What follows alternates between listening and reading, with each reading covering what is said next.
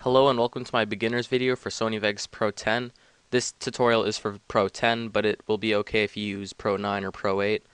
If you don't know what version you have, go up here to Help and then go to About Vegas Pro, and it will say everything you need to know about your version of Vegas. So I'm using Pro 10 for this video, and this is what Pro 10 should look like the first time you open it up. As you can see, it has a nice dark color scheme, and then everything's all positioned this way. We're going to change things up just a bit. Let's go up here to Options first of all, scroll down to Preferences, Display, and then have this Use Vegas Color Scheme unchecked, and hit OK. This is just personal preference, but in my opinion, it looks better this way. So you just reboot the program, and now Vegas will look like this. So this is just personal preference, but I think it looks better this way. And now we're going to get rid of a few elements that I find unnecessary in Vegas. The first thing we get rid of is the trimmer. It's just this big square thing right here. We don't need it. So go up here to this tiny little X in the top left corner and click it to get rid of it. And now let's go over here to this tab that says Explorer and click on it, and we're going to get rid of this. So now the four tabs we should have is Project Media, Transitions, Video Effects, and Media Generators. You should have no more, no less. And finally, let's get rid of this. This is the master volume thing. It's kind of unnecessary, in my opinion. So we're going to get rid of it. So now our Sony Vegas should be composed of three components. The timeline, which takes the bottom half of the screen, the tabs over here, and then the video preview. Now if you would like to edit with your timeline on top, you can definitely do that. Just go to Options, Preferences, Display, and then have Display Timeline at bottom of main window. You can have that unchecked and hit OK, and then it just swaps everything. But I like to edit with my timeline on the bottom. So I'm just going to have this checked and hit OK.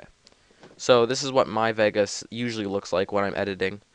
So yeah, we're not going to change anything. We're going to actually change one more thing, and this is just our video properties. So let's go to File and then go to Properties. And what we're going to do is change the template for everything, because when I edit my videos, I edit HD video footage. So I need to kind of calibrate everything so that it works together. I know it doesn't really make sense, but so if you work with HD video, you should do this. Go up here to the template, and I'm going to use HDV 720/30p, this one right here. And I'm probably going to change this later and stuff. You don't really need to change anything. And just hit OK, and it will basically make your video preview HD, widescreen, whatever you want to call it. Okay, so now we are done tweaking everything and we can start editing. The first thing you're going to want to do when you start a new project is bring media into the project media bin. So you go up here to File, Import Media, and then you can browse for your footage. Right here I have this clip of like a waterfall or something that I found online. This is what it looks like. It has no audio. And so there we go. I'm going ahead of myself. Let me get rid of this for a sec. So right now we have our water in the media bin right here, and if we want to bring it into the timeline, we just click and drag and drop it. And now it's in the timeline. We have these controls down here in the bottom, and this is basically so you can play, pause, stop, rewind, whatever. Everything's pretty self-explanatory. You just hit play, and then the video will start to play. Pause, and it will pause. Stop, and it will stop it. Pause and stop don't really have too much of a difference. And then you can also go to the start, go to the end, anything you want. One useful thing that I'd like to mention right here is a little feature called RAM Preview. What we do is we select the whole video like this. Just go to the top here and select it. Select all of it.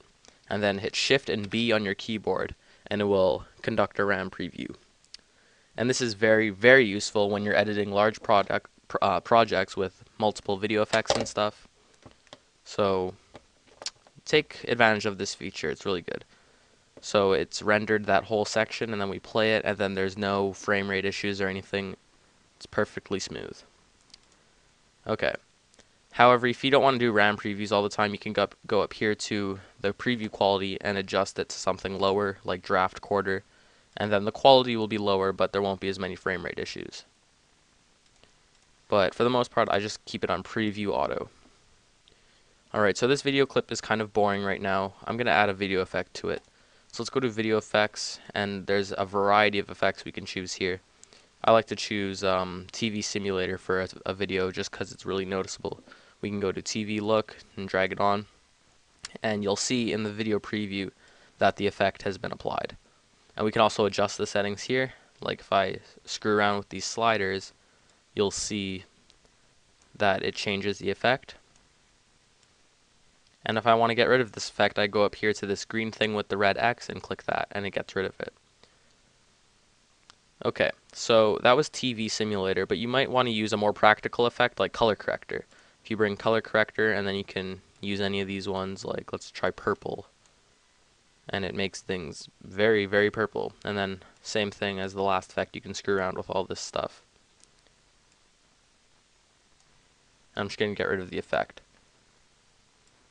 You can also adjust the brightness and stuff by going to brightness and contrast, and then using brighter, more contrast or something. Basically, you want to experiment with all the effects and find out which ones you're going to use a lot. I also have tutorials on video effects and how to use them in more detail. Alright, so let's say I want to add a fade to this video clip. What I can do is put my mouse cursor on the top left of the video clip, and I'll see this little icon here. When I see that icon, I can click and drag to the right, and I will have this thing on the video clip now. It's kind of like a wave, and then when you play it, it fades. So let's look at that one more time. You can also change the type of fade by right-clicking on it. One sec. Right-clicking on it, and then you can pick whichever one you want. They're all pretty similar. And you can also fade out. So with both fades on, it looks like this. And the last fade's kind of lagging right now. And there we go, it lagged, so I'm going to do a RAM preview.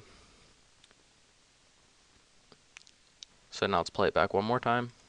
Fades in, stays for a bit, and then fades out. You'll notice I have no audio on this clip, but if you were to bring in a clip that does have audio, it would just appear in a track right below it. Alright, so now let's talk about splitting our clips. So I can use the mouse wheel to make a clip bigger or smaller, and it doesn't change the length of it, it just makes it look bigger than it actually is. So I'm going to use my mouse wheel to make it about this size. And if I want to split a clip to get rid of these fades without manually deleting each fade, what I can do is click the end of the fade, which is right here, and then hit S on my keyboard, and that will split the clip. And if I want to undo that, I can hit Control Z, and it will regroup it. So I'm going to split this video clip, and I'm also going to split it right here. So now I have 3 separate clips, and I'm going to delete these first 2. You can select multiple clips at a time by clicking on one, holding Control on your keyboard, and then clicking the other. And then I can delete them both at the same time by hitting the delete key on my keyboard. And now I'm left with this one clip. And with this one clip, I'll bring it to the beginning of the timeline, and then we can play it like this. It'll be a lot shorter. So let's say I want to add a transition to multiple video effects. So let's go to my project media bin, and let's drag in the first water clip like this. Give it a few time to load, and I'm just going to shorten it by clicking here, splitting it, and then deleting the last one. So now I'm left with 2 video clips. I'm going to bring them together so that they're touching, and then go to my transitions tab, and I can pick a transition. I'll do page roll. I'll drag this one, and you're going to drag it in between the 2 clips. And now we have just added a transition. And just like with the video effects, we can adjust all this stuff here. And now if I do a RAM preview, let's see how this looks.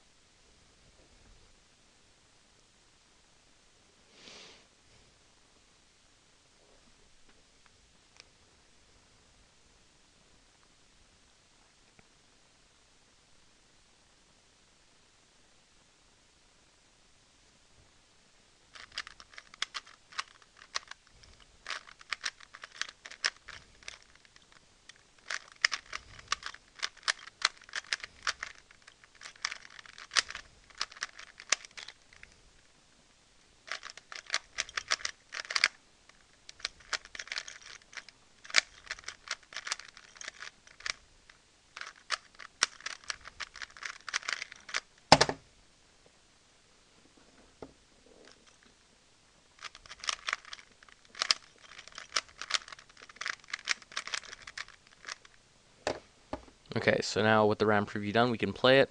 Here's our transition, and there we go. So now I'm going to briefly talk about keyframing because it's a very important component in Sony Vegas and any video editing program.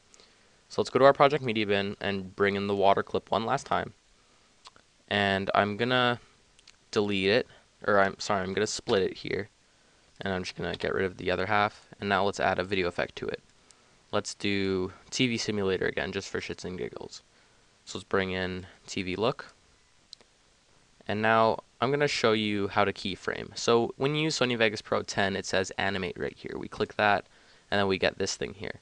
So this little timeline here represents the time of the specific video clip. Right now we're at the beginning of the video clip, and then this would be the end of the video clip. So what we do is take this playhead, and we adjust it to, let's just say, half of the video clip. So I drag it to about halfway, and then I adjust something like detail zoom. And now if I just exit this and I preview it, you'll see that I have an animation on my video effect. I have a better example right here. I'm going to get rid of everything, and let's go to media generators, and let's go to noise texture and standard turbulence. We'll drag this in. Now we have something that looks like this, and we can change the colors to something like blue and black. And then we go down here to animate, and we're going to put a keyframe here. Let's put it halfway, and then take this progress in degrees all the way up, and let's put X down, Y up, and do the same, and just, you know, screw around with everything. This is just an example after all. So now we have created a crazy animation, and if we play it, look what we got. This is really useful when you're creating intros for Sony Vegas. And it cuts off halfway because our keyframe is only half of the video length right here. But if I drag it to the end, then the keyframe will take place for the whole video.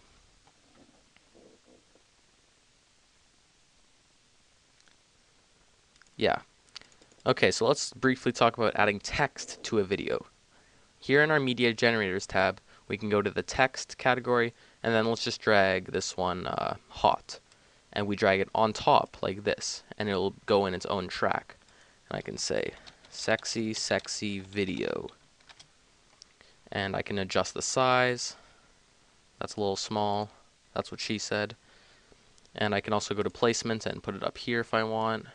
Properties, I can change the color of it and stuff. Effects, just screw around with anything here. And keyframes also work with things like text and panning and cropping and stuff. For example, I can go here to animate, and let's put a keyframe here, and bring this down.